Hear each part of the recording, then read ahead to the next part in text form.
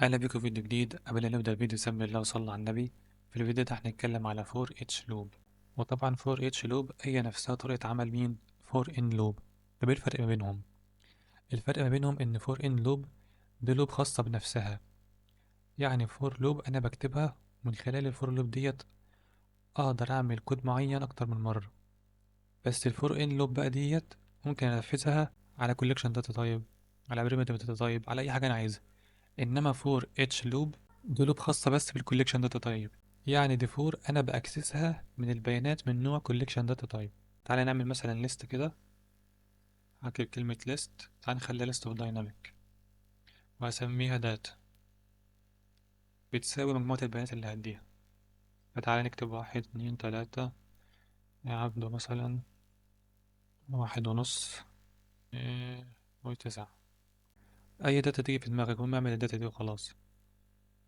فدلوقتي انا عملت ليست اوف دايناميك. ليه دايناميك؟ لان انا عندي بيانات مختلفه، عندك بيانات انت، عندك بيانات سترينج، عندك بيانات ايه دبل. فتمام، انا اوصل بقى ازاي لفور اتش لوب؟ هل مثلا اجي اكتب هنا فور اتش لوب زي ما كنا بنعمل في فور ان لوب؟ قال لك لا، دي فور انت بتاكسسها من خلال البيانات من نوع ايه كوليكشن داتا تايب. فانا عندي هنا متغير كان بيمثل لي الكوليكشن داتا تايب. فتعالى نكتب كلمه داتا، فهكتب داتا وهيحط دوت. هنا بقى هكتب ايه؟ هكتب فور اتش لوب. فتعالى كده نكتبها فور زي ما انتوا شايفين ظهرت معايا في الاقتراحات. فحلو قوي، تعالوا نختارها. يبقى دلوقتي احنا عرفنا ان احنا بنأكسس الفور اتش لوب من خلال البيانات من نوع مين كوليكشن داتا تايب. يعني مثلا لو جيت عملت هنا كده متغير من نوع string كان بيساوي مثلا النيم وبيساوي عبده، هل هنا اقدر اوصل لفور اتش لوب؟ يعني هل اقدر اعمل نيم دوت فور اتش لوب؟ قال لك لا، ما ينفعش، لازم تكون ايه كوليكشن داتا تايب. طيب حلو، بنكتب ايه بقى في فور اتش لوب؟ تعالى اقول لك بنكتب ايه. مش احنا يا شباب في فور ان لوب كان لازم يكون عندنا اقواس وكيرلي براكتس؟ هتقول لي تمام اه. وجوه الكيرلي براكتس كنا نكتب فيها الكود بتاعنا اللي عايزينه يتكرر؟ هتقول لي اه. وهنا كنا بنحدد المتغير اللي بيتعامل مع مين، بيتعامل مع الليست. فكنا بنعمل متغير اسمه مثلا element، والelement دوت بيتعامل مع البيانات اللي جوه مين الليست بتاعتي اللي هتمثل لي الداتا. فانا عندي هنا الاقواس، هل بقى اجي هنا اكتب الكيرلي براكتس بتاعتي؟ قال لي لا، انت جوه الاقواس ديت بتحط الاقواس بتاعتك اللي بتمثل بقى الفور. فهنا جوه الاقواس اللي جوه هنا ديت اقدر اعمل بقى المتغير بتاعي. فتعالى نعمل var element. وانا بقى هنا كنت عايز اعمل print element، فاكتب ايه print element. بس كده يا شباب، هي ديت الفور اتش لوب. يبقى عايزين نعرف ان فور اتش لوب ديت احنا بنأكسسها من خلال بيانات من نوع collection data type. بعد كده جوه الاقواس الخاصه بفور اتش لوب بنكتب بقى الاقواس والكيرلي براكتس بتاعتنا الطبيعيين اللي احنا عارفينهم علشان نتعامل مع الليست دي. طيب ممكن واحد يجي يقول لي طب احنا كده هنعرف منين ان احنا نتعامل مع الليست دي؟ يعني احنا هنا ما كتبناش ان احنا نتعامل مع الداتا دي. اقول لك لا، ما انت اكسستها اصلا، فهو الكود عارف ان انت بتتعامل مع الليست ديت.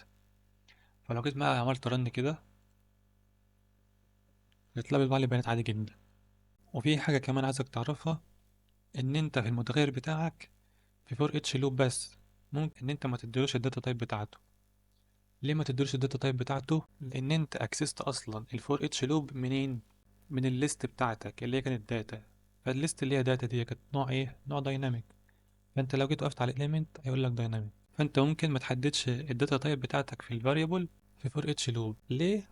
عشان انت اصلا بتاكسسها من ليست، والليست دي كان نوعها ايه دايناميك، هو بيعرف بقى لوحده. فحلو قوي. ففيديو النهارده انا كنت عايزك تعرف ازاي تكتب الفور اتش لوب، ان انت جوه الاقواس الخاصه بفور اتش لوب بتعمل الاقواس بتاعتك الطبيعيه تكتب فيها المتغير بتاعك. جوه الكيرلي براكتس بتكتب الكود اللي انت عايزه يتطبع او الكود بتاعك اللي انت عايزه يشتغل يعني. بعد كده عايزك تعرف ان انت بتوصل لفور اتش لوب ديت عن طريق كوليكشن داتا تايب. فانا كان عندي هنا ليست، وكان اللي بيمثل لي ليست مين الداتا. فانا اكسست الفور اتش لوب عن طريق الداتا. وكمان عرفت حاجه، ان انا ممكن ادي الداتا تايب للمتغير دوت او ما اديلوش. ازاي اصلا ما اديش قيمه من المتغير؟ هقول لك علشان انت بتاكسس الفور اتش لوب ديت عن طريق الليسته اللي انت محددها. فالليست دي كانت من نوع مين؟ نوع دايناميك. فهو خلاص عارف ان الاليمنت دوت النوع بتاعه يكون دايناميك لان انت بتاكسسه اصلا من الليست دي. فبس كده، ده كان فيديو النهارده، اتمنى اكون استفدت منه. مع السلامه.